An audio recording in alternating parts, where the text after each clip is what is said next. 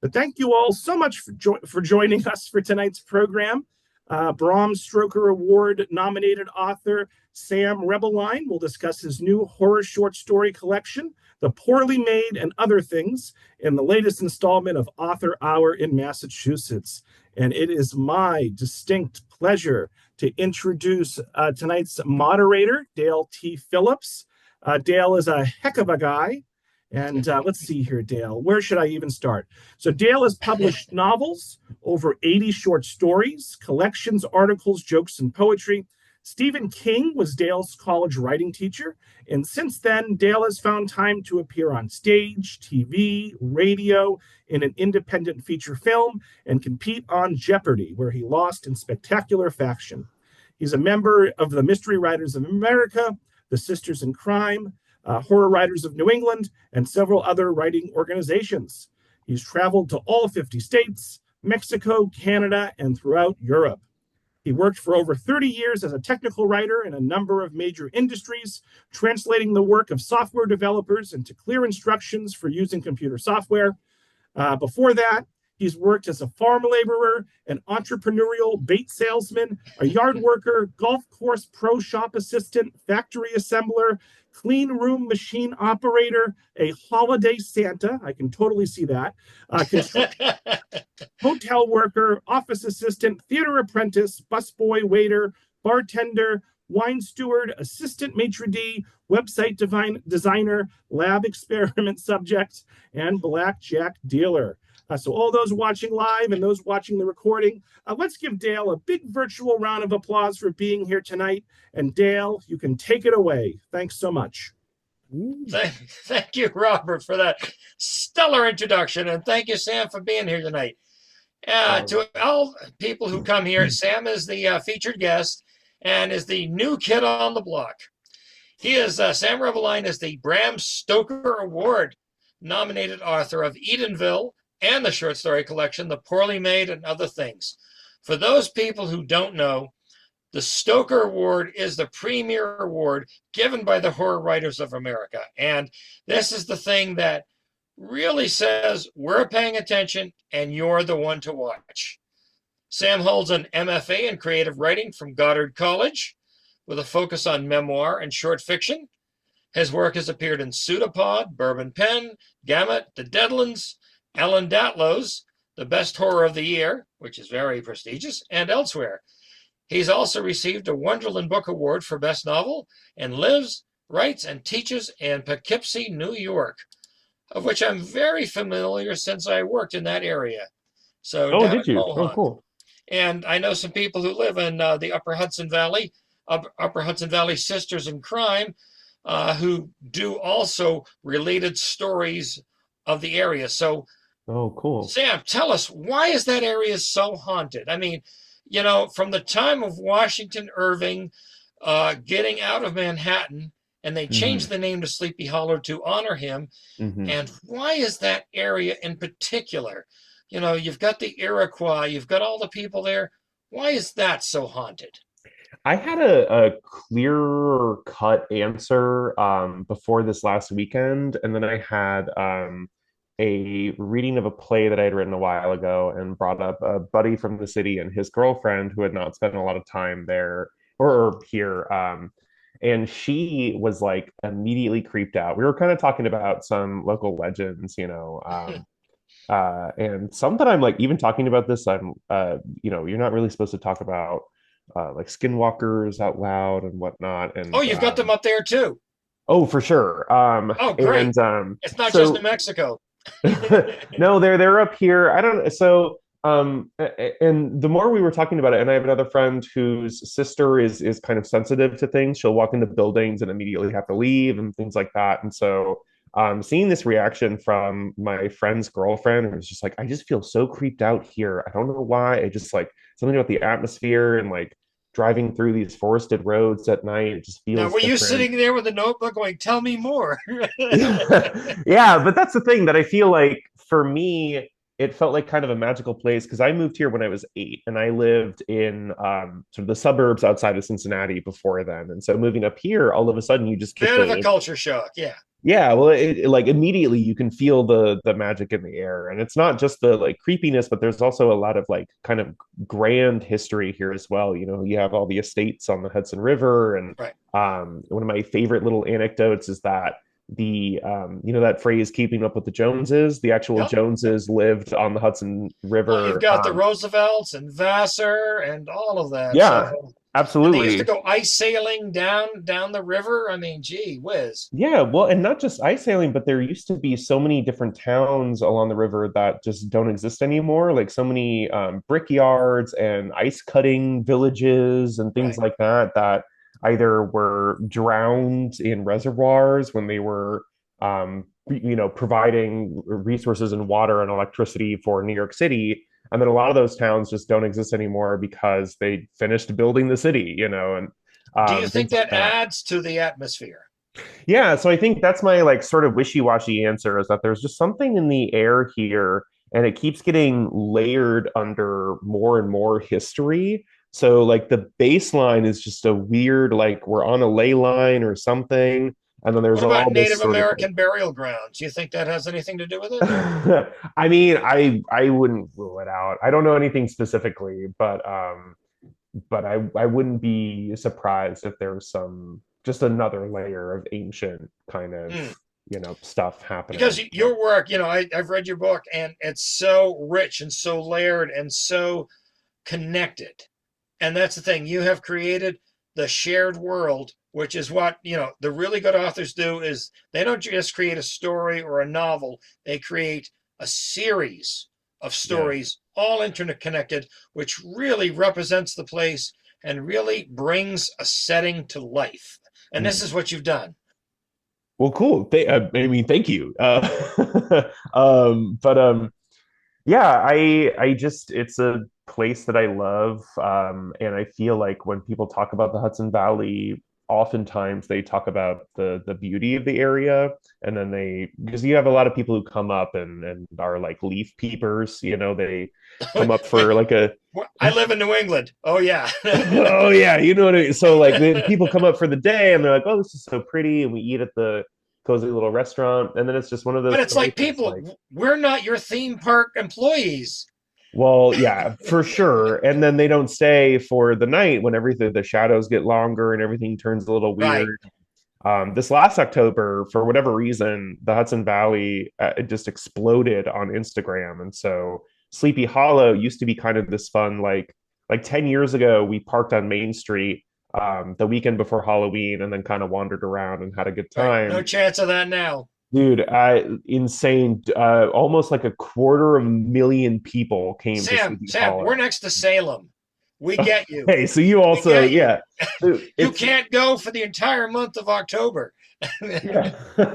Yeah, so it's I don't know. It's just the place has that kind of energy and even in the namesake, I mean, you're talking about Washington Irving, and that's one of the I think sort of forgotten details of Rip Van Winkle that I love is that he comes across Henry Hudson playing nine pins with his crew. And even Henry Hudson, when he was done exploring the bay and wanted to keep exploring, his crew were like, well, we haven't been home in like 2 years. So we mutiny and kicked him off the ship. And he was They never, marooned him. I know. yeah, This is the never thing. This seen is or the heard from great again. explorer. Everything named for him. And they're like, yeah, we're done with you, dude. Yeah, have a boat. Goodbye. Yeah. So even like the namesake of this place has its own kind of mystery because he was, you know, the boat was never recovered. He was never seen again. And Right. so I think I it's mean, they just, even found Franklin's boat, in the Northwest Passage, but they can't find yeah. Hudson. Wow. I know. Because he's still out there, you know, bowling with his buddies, I according to love that. I Washington love Irving. that concept. And Irving, again, is one of our first storytellers of Americana. Yeah. Really set the theme and set the tone for everything that followed. I mean, this is regional, this is America, and this is the cool, scary stuff about it. Do you ever get Yeah. chills up where you are?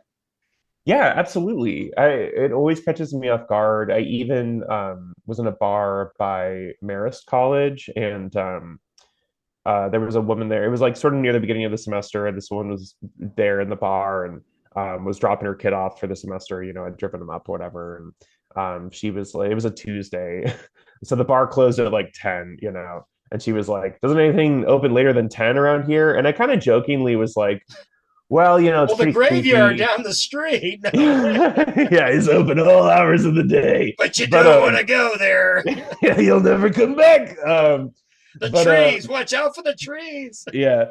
But no, so I kind of was joking, like, oh, people like to get home pretty early. You don't like to stay out super late because there's a lot of creepy stuff. And the bartender, fully serious, was like, oh yeah, absolutely. Like, we got the skinwalkers around here and this legend and that. Oh my God. I would be like, oh, please tell me more. I know that was the perfect, like, kind of accidental setup. And she just like spiked the ball down, Bye-bye. So yeah, that was a great, so I don't know. I feel like I'm always caught off guard by things like that. And I work with college kids. I'm a writing center tutor over Right, at, saw that. Yeah. Yeah, the community college. And even they will say things that I'm like, really? Which I guess grain of salt, because myths expand and twist over time. But again, I've heard so many stories over time, like you say, but you take it with a grain of salt. But then there's the Jersey Devil. There's the things in Maine. There's the Sasquatch. There's so many things that we cannot explain. And when somebody tells you a story and you're like, oh, that's not right. And they look at you and go, sure. Okay. And you're like, okay. Yeah. But I've seen stuff I can't explain. Exactly. Oh, and for sure. This is why we write this stuff. I mean, heck yeah. Yeah, and I'm glad you said that, because so many people will be like, well, why do you write horror? Why do you write horror? Right. Yeah. Why can't you write something good? You're a literary writer. You got an MFA. Why can't you write, the girl under the train, under the car, on top of the building? Yeah. The woman and the girl in the cabin woman and the girl train. doing the thing. Why can't you write about women and things? But no, it's just, whatever kind of experiences I think you had as a kid. If you were really creeped out as a kid, you tend to be drawn to horror because it feels like that kind of almost self-harmy catharsis. Like, there is a catharsis to it, but I still give myself nightmares with the things that I watch and read and play. So our closest neighbors were a cemetery. Yeah, right. So why am I warped? Gee whiz, I wonder.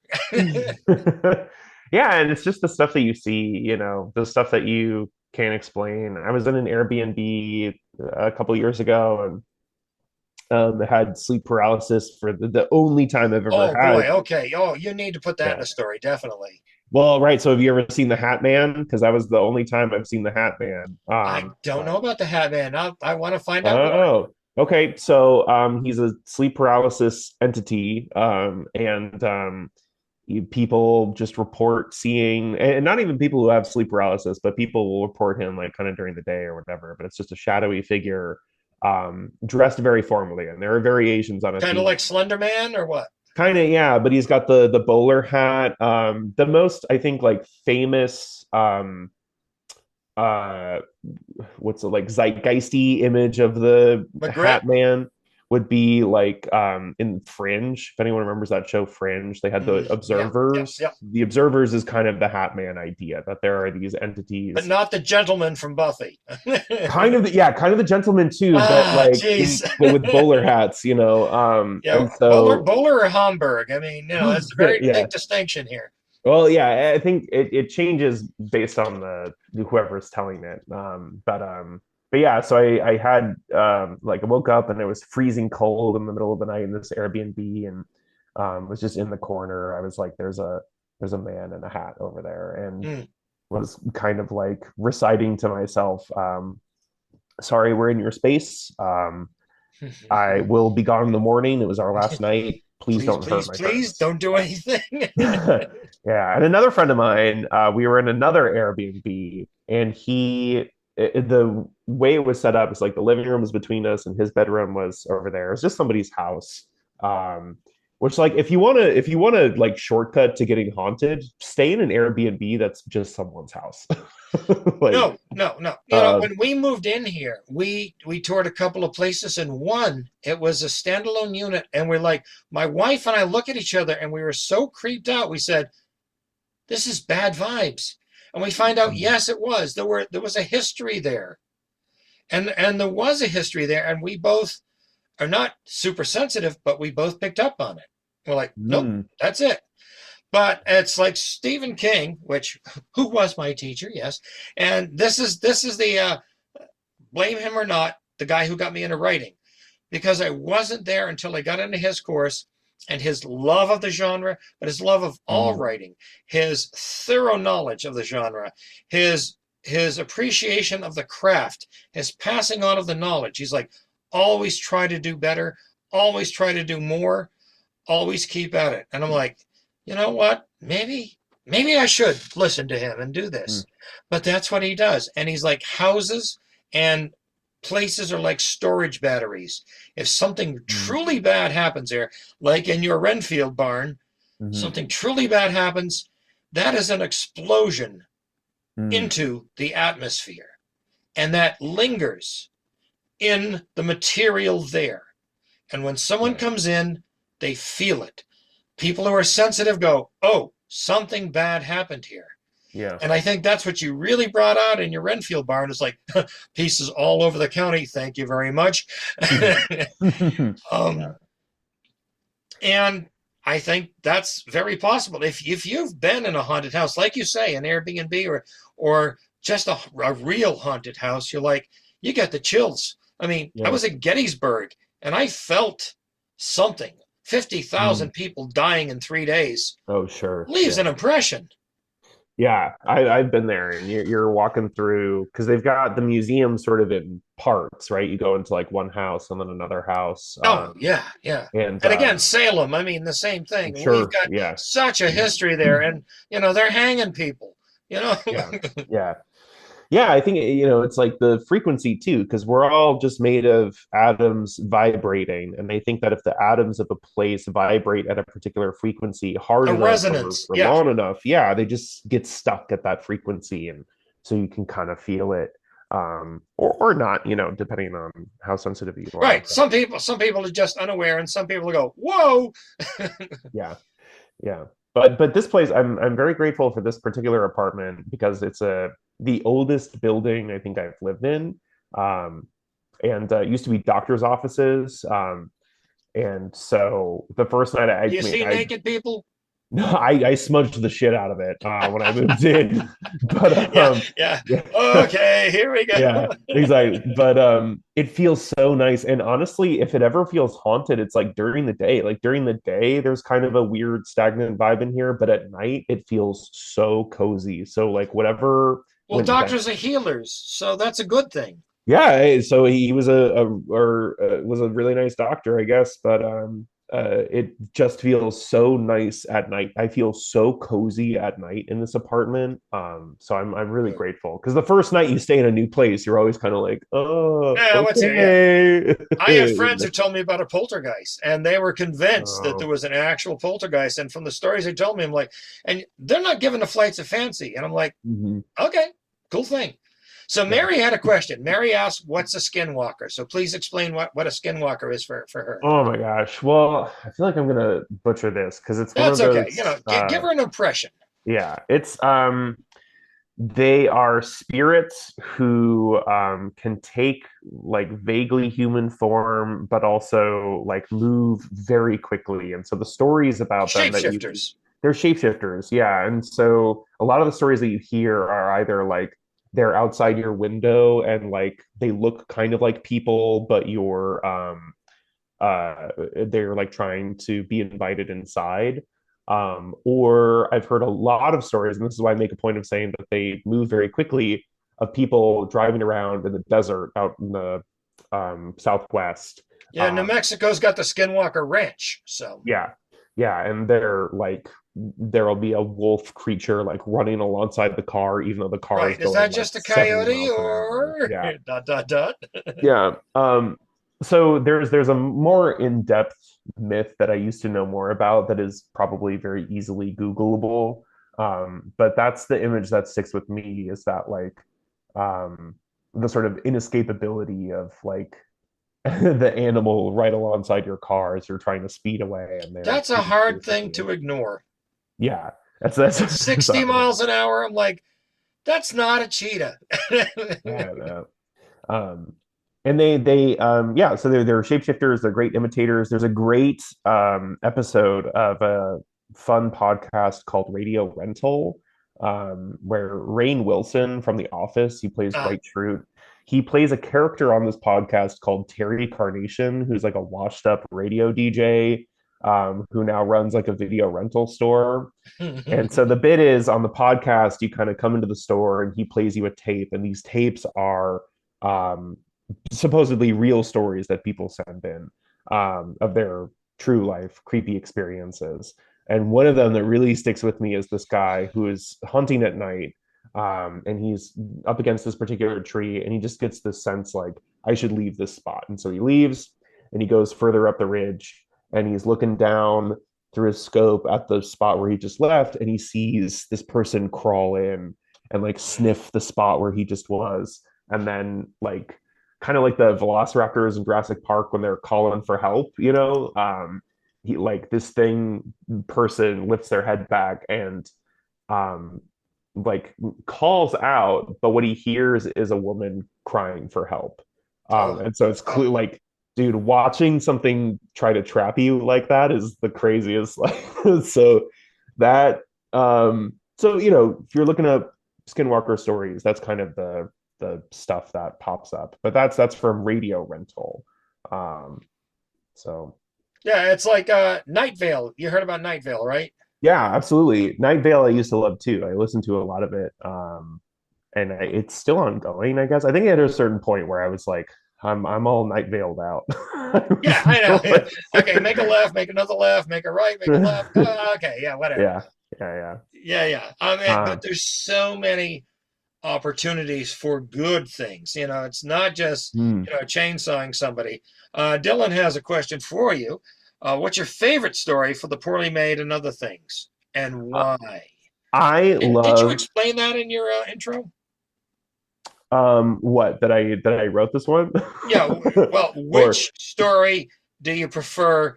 Which of your children do you love above all others? They always ask me that. I'm like, I got 36 books, which kid is the best, yeah. Yeah, let me slate the other ones. Well, Allison's Face is my favorite because it felt like the story that I figured out how to create the marriage of situation and story. You know, that there's a Vivian Gornick book called The Situation and the Story where she talks about um, the situation being the like literal stuff that's happening, but the story is the emotional through line and why that stuff matters for your characters.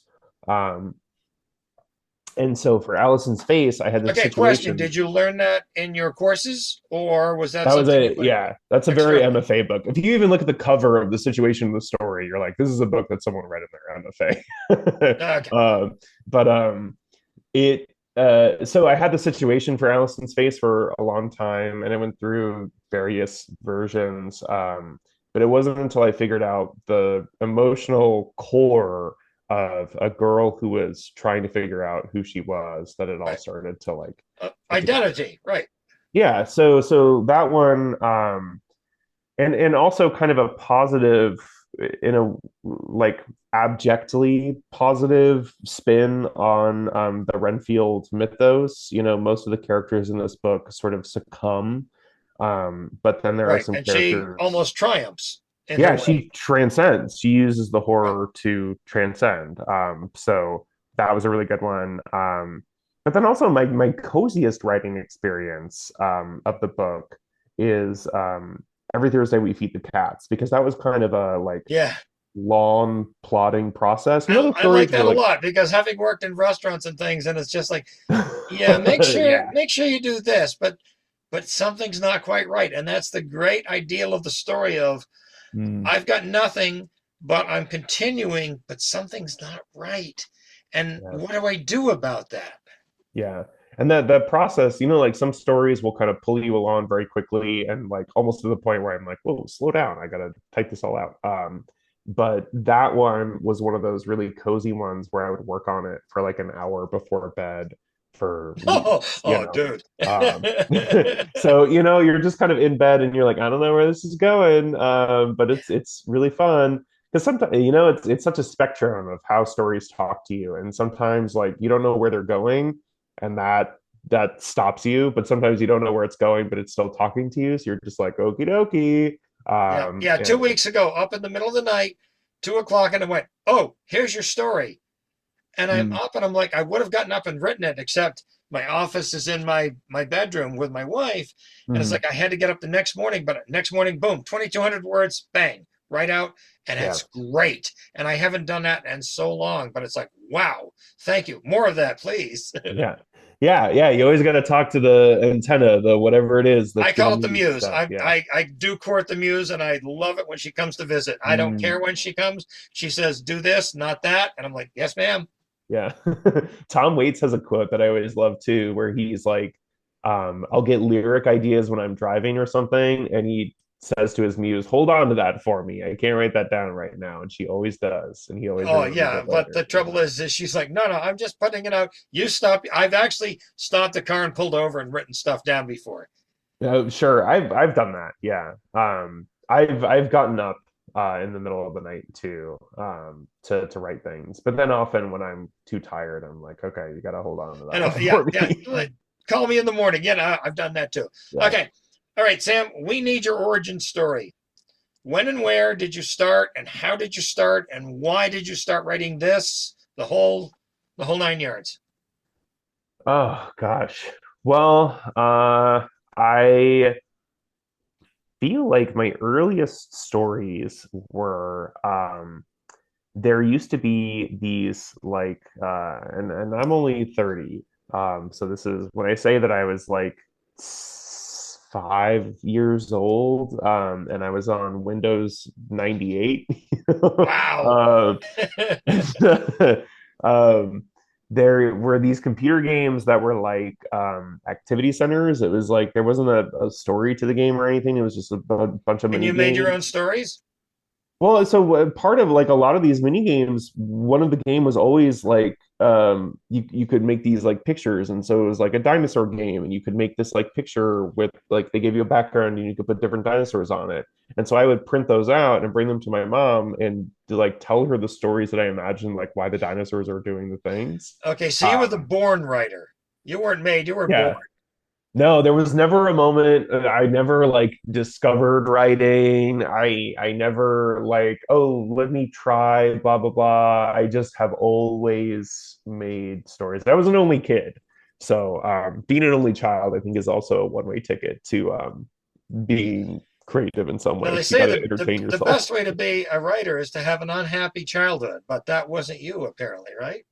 It was okay. Semi.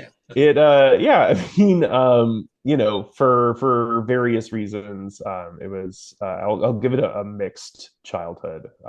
Right. But but yeah, so always telling stories.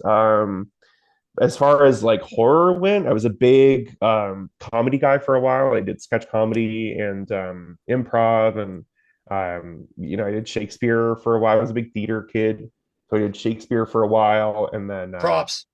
yeah, I was always the fool. I was always the Falstaff or Festy. yeah, Touchstone. I played Touchstone a couple of times. um, 7 Ages of Man. yeah, yeah. Um, and then I wrote my first sort of horror comedy play. It started as a sketch, and then bloomed into this big play. Um, and we had a full house one night. I was a senior in college. So this was like a student run production. At Goddard? This was at Vassar College. Oh, Vassar. Okay. So yeah, I A did my shame, MFA at shame Goddard. about Goddard. You won't be doing a lot of reunions there. I know. Yeah, it's Jeez. sad. Yeah, I love, but a lot of schools went the way of COVID and you know current state Yeah, of affairs. especially small intellectual schools. Yeah, teeny intellectual schools where you were mostly online did not do Yeah, well. But That doesn't get you a tech job. I know. yeah. But yeah, so we had a full house one night for this play, and there was one bit we had the killer creep in through the shadows, and everybody screamed, and I was like, that was so much more satisfying than getting a laugh because I feel like I knew the laughs, but getting a scream was so good and new that I was like, and I think I wrote Wag, which is also in the poorly made, like the next month. So that was really the beginning of the end, and that was my first ever published short story. So All right, what you said, it's like you drive by and you see that, and that's the prompt. And I love those too. It's like you see a thing and it goes, there's an idea. I write stories from the paintings of Edward Hopper. oh yeah, I just bought a coffee table book of his. I love his stuff. Yeah. Beautiful stuff. And everything is just like so story behind the painting. It's like isolation, individuals. There. Oh, I got it. Boom. Yeah. Yeah, anything that talks to you, that's how I always think of it. Like if you can hear the voice, then you're off the races because with voice comes character. And so I feel like the stories that I've gotten stuck on or trunked or whatever, I just don't have the voice and therefore don't have the character, or vice versa. Sometimes I have the character really down pat and I don't understand the plot. What you're gonna do with that? Yeah. But I think the stuff that's published is always kind of the tip of the iceberg. There's always other ideas, stuff that you're like, I don't know. Well, I tell people, the trouble about being people like us, the faucet is always on. Totally. And it does not stop at night, in the shower, driving. It just doesn't stop. And we've got so many more ideas. But it's what do you do with a particular idea? How do you mold that? And when you write it, how do you know, oh, that's the one, that's the good thing, that's where I'm going to send it? I think it's and again, for me, it's always the voice. If I can hear the voice all the way through, and then if I feel voice is like so distinctive, and that's the one thing, I'm sorry to interrupt, but no, a lot of writers lack, Mm. especially in our genre. It's the thing, they just don't have it down. And yours is so strong and so particular, and that's what's good. That's what makes it good. Yeah, well, thank you. And I think like also the mark of a story that I can keep kind of working on is if I hit the end of the first draft and just the last 10% make full sense to me, like, because that to me is a really easy thing to go into the second draft with. If they were like, oh my God, all of a sudden at the end, he hated his landlord. And so now I can go back and pull that thread all the way through. But if I hit the end of a story and I don't have that, then usually that first draft just sits forever. Oh, so you've got a lot of those unfinished things. I do. But yeah. But a lot of them are like sort of shorts. Like I have one that you can do Flash. That's fine. Nobody minds. Yeah, I know. I gotta pull some of those out. But so Patrick's got a question. I see. What is the inspiration for the Renfield barn and then the furnishings being made from the barn's cursed wood? Overall, it comes from an episode of the podcast, My Favorite Murder.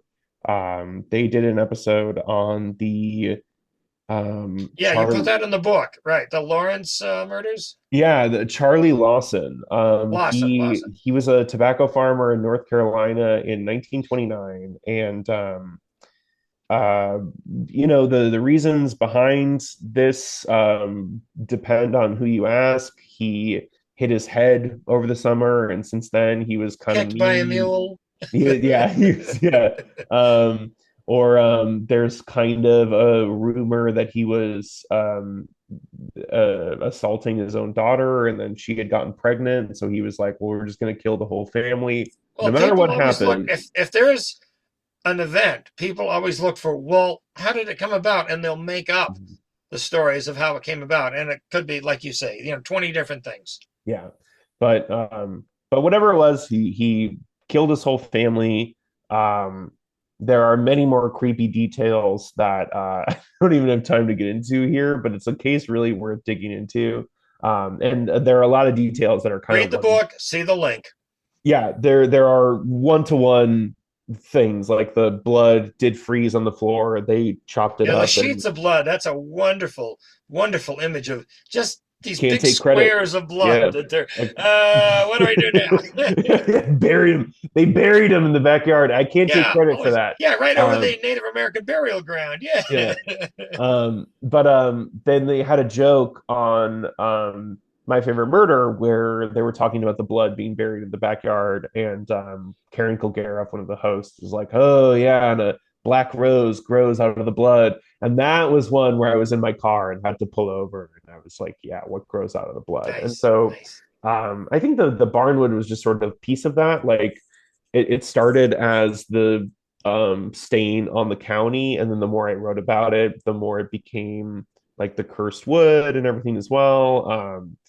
And so it really grew out of that image. But that was also one that for a while I had the situation where it was just like the spread going throughout the county, and I didn't have a character voice to go with it. It's a virus, a Yeah, it's virus of evil, essentially, yeah. and it just infects everything it touches. Yeah, and so then I had this like series of segments of sort of situational story based around that idea, and then I was toying with the idea that maybe halfway through the book we introduce this I narrator, and so then all of a sudden the perspective shifts, and that's kind of a mystery in and of itself. Like, Right. oh, That's a nice framing of the thing. And again, yeah, I see where you're doing that from other works of you've got the throughput story, yeah. which is the frame, and then you have the individual segments of that to comment on that, which are all interconnected as well.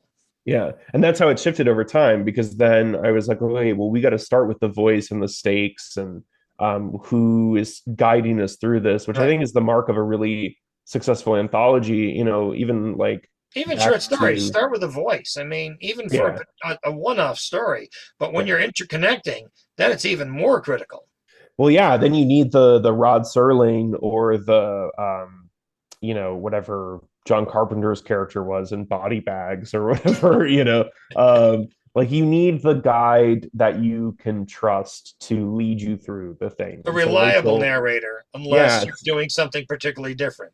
right. And so Rachel Durwood became the narrator for this one. And so I kind of flipped it on its head where it was starting with the situation and then I made it start with the character, which is my in general writing advice for anybody here tonight, which is if you're feeling bogged down, it's probably because you're starting with a lot of stuff that you don't need, and just start with the character and what's at stake for them. I Um, always say, well, I was like, start with the exciting scene that something happens. And if you sure. do that, if there's a change in a character, now you've got a point to stick your crowbar in and move it around and Mm. leverage things around. Yeah, Clay McLeod Chapman's new book is a good example of that too, because it starts with this really crazy, exciting action sequence, but it's also tied into something that's emotionally at stake for the main character. So it's a nice kind of marriage of those two ideas.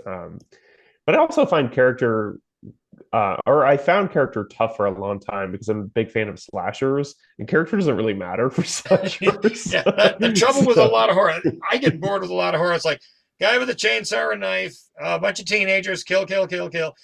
yeah, It doesn't matter. You're not emotionally invested in them. The thing, yeah, what I like about Stephen King is here's some ordinary people. These are people you know.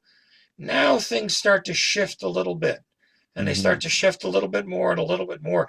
And the person is reacting to this slippage, this Yeah. Henry James turn of the screw kind of thing. Mm-hmm. But he makes you emotionally invested in the Yeah. characters and in what happens. I don't care if teenager 17 gets hacked with an axe or a knife or something like that. That's nothing. I mean, that's just pain for pain's sake. And it's like, yeah, boring. Yeah. Well, I was fascinated by Friday the 13th is the one that I always really liked. I was just fascinated by Jason as a So figure. Crystal Lake is in Upper New York, right? Yeah, yeah. But he's like this force of nature. If you watch those movies, his arrival is always accompanied by a storm. And it's interesting to kind of read him as this like biblical force of vengeance, you Right. know. If you're having sex, then the God's Yeah. coming down. Yeah. And I think that became kind of a shorthand for a lot of slashers, but you watch like Michael Myers or Freddy Because it was Krueger, successful, right? yeah, they have no code. Like Michael will kill anybody. He Yeah, doesn't care I'll kill about. anybody. Yeah. Yeah. Jason, like there's always something in Jason's victims that are like uh he's um like there's a bit of retribution or reckoning, I think, in all of his kills, which I think is interesting. But yeah, then when I was working on my first novel, Edenville, then that made it really difficult because I was like, oh, but how do I care about these people?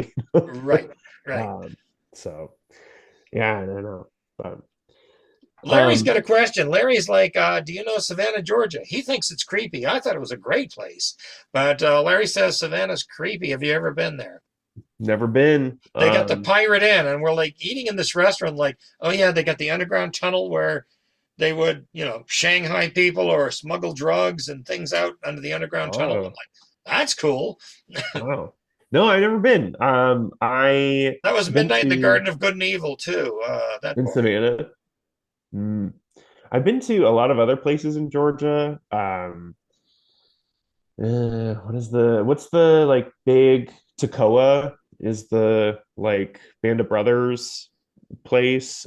They've got all those famous waterfalls around there, like Nicola Falls. But Stone Mountain was not impressed. Guys, the war's over. Just letting you know. But they have, if it's Toccoa that I'm thinking of, they've got a really cool World War II museum there where they transplanted one of the like big barracks just into. New Orleans has actually, I think, the best World War II museum in the country. Yeah. And they do the personal stories of the people that fought in it and diverse stories, not just, the white hero guy, which is great because they were showing the full spectrum of the war. And I was impressed with that. And I said, that's a really good job. And they put it there because the guy who invented the LST was from there. So, oh, wow. Well, and you go on different tracks in that museum, which is kind of fun. You choose like which sort of path you want to follow, So that's a really cool one. I had a girlfriend, an ex-girlfriend, freak out in the World War II museum because we were in the like South Pacific branch. You're going through and it's got all the like sort of my dad was a reconnaissance pilot there, so yeah. Oh gosh, yeah. And there were just too many people and she got way overstimulated, so like ran out of the exhibit. And I was like, where'd you go? Well, that's better than the people who are not affected by it. They walk in and they go, that's nice, but it doesn't matter to me. It's like, yeah, it really does. Yeah, yeah. All right, Sam, we have to get to your influences. When you were writing and when you were putting stuff together, movies, TV, books, speakers, what happened? Everything R.L. Stein. I still read all the Goosebumps. Yeah, Goosebumps. Really like, and I just read one of his new ones. I mean, the man's written 500 of these at this point, and he's still got it, man. Great punchline for I think it's called Fright Night with 3 eyes in Fright. Incredible punchline. So I still love a Goosebumps. I actually went back and reread some of the classic Goosebumps while I was working on this one, like Stay Out of the Basement, Welcome to Dead House, the first 2. So that was a big one. I love M.R. James, Shirley Jackson. Pia Sharma had a lot of influence. Thank you for the Shirley Jackson shout out. Yeah, I love a Shirley Jackson. The Lottery was one of the first stories I remember, and that was it. I mean, if I could write like that and just have that punch and just have that, over time, just beauty of pulling people in, going, this is what it's all about. Yeah. That and We Have Always Lived in the Castle was another big one for the Poorly Made. Just the like very fun sort of childish voice masking like deep malice. Right, the horror, right. Because child horror is what they experience is horror. And I never understood why you'd tell them fairy tales until Bruno Bettelheim's The Uses of Enchantment. He's like, yeah, they live in a world of absolute freakish giants telling him what to do and who could hurt him at any moment. The use of fairy tales is that you can fight these giants, these evils. You can sometimes triumph, but bad shit happens. Yeah. And you got to deal with it. I'm like, wow, that's cold, but yeah, that's teaching kids right. Yeah. And I would recommend Priya Sharma's work for a similar reason. All the Fabulous Beasts is a great collection because she has characters who are like sort of the flip side of that. She has characters who are going through something that is really beautiful for them. But as a reader, you're like, I don't think you should be enjoying that. Which also sort of wormed its way into Allison's face, you know. In Our Time by Ernest Hemingway really helped me map out. Yeah. Well, you got an MFA, so yeah, you gotta put a shout out. Yeah, the old guys. Yeah, that In Our Time really helped me map out how to set up the frame for this book. And I'm a big video game guy. I highly recommend playing survival horror games to get a feel for how they. Last of Us. Oh, I love The Last of Us. It's The Last of Us Part 2 is my favorite game of all time. They said that was even better. I'm like, whoa. Yeah. Yeah. And it's just like the way that they deliver exposition is so nuanced and great. Like you're finding journal entries. Right. Not in your face. It's laid back and discovery.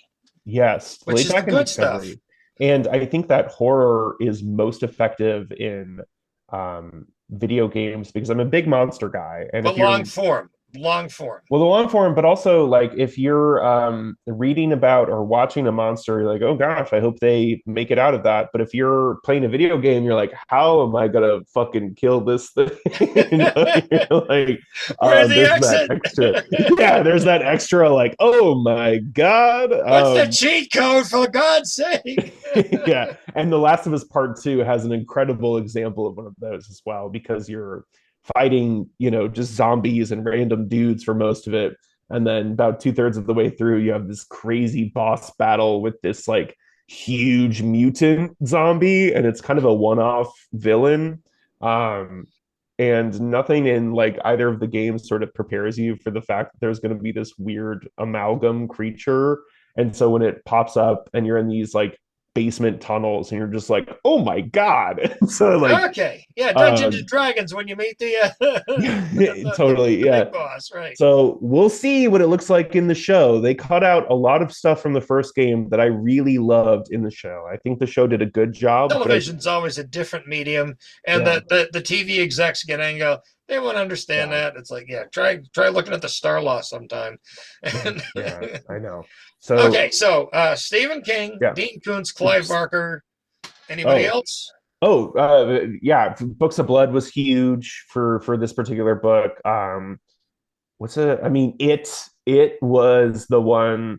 I see a lot of that. Yeah, you have a lot of echoes of Derry in a good way. Not just copying, but homage. Well, and I think that the ending of it gets a bad rap because people get hung up on the kid orgy, but there's a lot of really great cosmic horror that happens right after that people don't really talk about because they're talking about. If you show a red balloon above a sewer grate, everybody gets it. That's it, yeah. But so the real cosmic horror in the last like 50 pages of it was a huge inspiration for Edenville as well. But yeah, it was big. I don't know. What else can I shout out? I mean, Dracula, of course. Robert McCammon. Any of him? I've never read any Robert McCammon. Oh, A Boy's Life. Yeah, I know. I've owned Boy's Life for a couple of years, and I've never gotten into it. Check it out. It's the good apocryphal. Yeah, it's a nice companion piece to The Stand. Okay, all right, that's good to know. But no, last one I'll shout out is Her Body and Other Parties by Carmen Maria Machado. That one was a really big one for me as well. The way that she plays with form in that collection is truly great. So I like Kelly Link because she really plays with form. You know, that's you're never sure where that story's going to go. Yeah, Kelly Link is a is another big one. Some of her stuff is so heady too. You really have to like peer through the metaphor in Yeah. order to see. I'm not sure I understood it, but I liked it. Yeah, yeah, yeah. Gosh, I don't know. There's so many other things. Music. Have to make a playlist for every major thing that I work on. Good. That's Uh, interesting. Yeah, I did not see that included in the in poorly made. no, it's more in Edenville has a pretty clear Okay. soundtrack. Like they talk I about. just started putting that in because I'm like, yeah, I wrote a New Jersey novel and I'm like, oh, I gotta put this stuff in. Tom Waits, Jersey Girl, Oh Springsteen, shit. that Yeah. Yeah. John Gorka. Um, Robert says, folks, it's time for the last questions. So whatever you want to ask Sam, slip those in there. We got a few more minutes. Sam, okay, future. You've got a novel, you got a story collection. What's next? What's the future hold for you? We've got another novel coming out in September called Galloway's Gospel. This is a novel about cults and men gobbling up as much power as they possibly can. Wow. Does that have any resonance with current events? Well, and it's funny because I know that you know this, right? But when you write those really prescient novels, you're writing them before the stuff, right? So this is an idea that I've had for a few years, and just reading it over for copy edits in just the last few weeks, I've been like, wow, shit, I was really on time with this I nailed that. Yeah. I had yeah. a friend and she wrote Russia is expanding and taking over neighboring territory. And I was like, oh shit. Oh. Yeah, so that's a fun one, and it'll be a continuation of Rachel Durwood's story. So if you liked hanging out with Rachel Durwood in The Poorly Made, she becomes a Men in Black-esque superhero in Galloway's Gospel. A little She's like trying to keep down this Holly cult. and Stephen King's latest. Totally, yeah. The She's got her focus of own, things that happen. yeah, she's got her own little arc. And so yeah, there's a lot of Men in Black in that one because that was another big one for me as a kid. I loved Men in Black. Um, and what's after that? I've got another little thing that I don't know how much I can say about yet. But that's also on the horizon for this fall. And then I've got another collection that I'm hoping we can start shopping around because it's also been sitting around for a bit. And I finally just last month to my agent was like, "Hey, we should do something with this." I'm surprised you got an agent for horror, actually. That is a really difficult gig to do. Well, thank you. And I got it for The Poorly Made with a short story collection. So that was, And publishers do not want short story collections. yeah, which is why we started with Edenville. And so a lot of people slip them in gently. yeah, yeah. So I wrote Edenville after The Poorly Made, which is funny because people always ask, like, what was it right to write The Poorly Made after Edenville? And I'm like, I don't know. I didn't. I know. Yeah. It's not chronological, folks. Yeah, the publication is not the inception. Yeah. So I talked to an actual Stoker winner, and he's like, yeah, when I won the Stoker, I thought that was it. I thought, great, they're going to be banging down the door and everybody's going to come and it's, grease the wheels. And he's like, didn't happen. I'm like, yeah. Especially now, I think that so much of marketing is folding in upon itself and putting the impetus on the creator to use social media. And so a lot of it is like, and they want a home run with every book. And it's like, it's not possible to hit a home run with every book. Yeah. But the trouble is, and you not only have to hit the first home run, but the second and the third and beyond. Right. And the minute you don't, you're done. Yeah. But yeah, so I feel like with the nomination, the Stoker nomination and the book. But that puts you on the radar. Now people will read you and go, let's check it out. Yeah, I not a home run, but like I definitely walked into home. But Moneyball, I rounded the bases. Ball. Yeah, the base hits, the walks, the getting on there, and moving around the bases on base percentage. Yeah. Well, I always think too, and not to keep making comparisons to film, but as a big film guy as well, Blumhouse, Jason Blum has talked about how their model is to make 10 cheap films a year. And if one of them does well, makes its returns, right? Then if you make 10 films for $1 million and one makes 12 million, you won. you're good. Yeah. And so I feel like publishing is kind of similar when you're working with those bigger houses. Like they've got enough books that if one does well, then they're set. And so not to get too poo-poo-y of the industry or whatever, but we all want to get down. But it's certainly a lot of like, I find myself more than I thought I would when I was 5 years old, writing my little dinosaur stories, going on Instagram. Yeah, and like, that kind of just got away from us, didn't it? It's like, you're in the world now, kid. Get to work. Yeah, I know. Sam, it's been great talking with you. Why don't you put likewise. Your contact info in the chat so people can find you? I am Rebel Sam 94 on Instagram. Type that out. I know. I had to get off Twitter, and I was like, damn it, that was a good focus for us. And Facebook is going that way too, and it's like, damn it. I know. I like stupidly deleted TikTok when it was banned, and then 4 hours later it was unbanned, and then I couldn't re-download it. I mean, you're 30, so you're way past the TikTok range. That's true too. Yeah. But Instagram is where I'm make my home. So follow me on Instagram and you'll get all my updates about stuff there. We should, I don't know if I'm about to jinx it, but we should be dropping a cover relatively soon. So keep your eyes peeled. Are you doing I'd like feedback on the cover? I mean, I don't know if I think we're going to be past feedback when we okay. You got it. It's nailed. It's down. I think, yeah, we're doing some like back and forth with the artist right now, and then you hit a certain point where they're like, "Here's what it is," but it's gonna be fun. This is a really cool, colorful cover.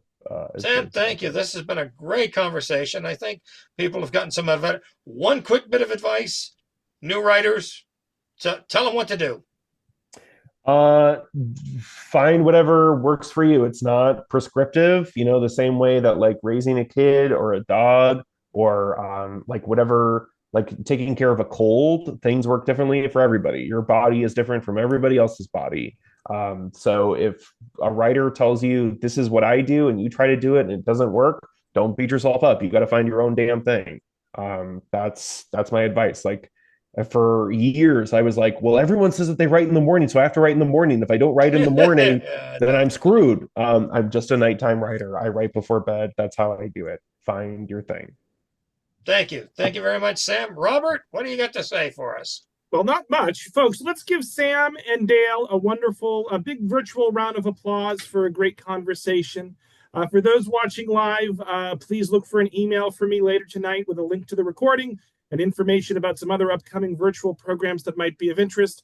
There'll also be a link to Wellesley Books to purchase a copy of The Poorly Made and Other Things. And, buy that book, folks. Buy this book. It's a great one. Yep, definitely go ahead and buy that. And also for those watching live, please take 60 seconds and fill out the feedback survey when you exit the Zoom. So Sam, thanks so much. Dale, great job as always. And I hope everyone enjoys the rest of their night. Thanks, guys. Have a great night. Thanks so much.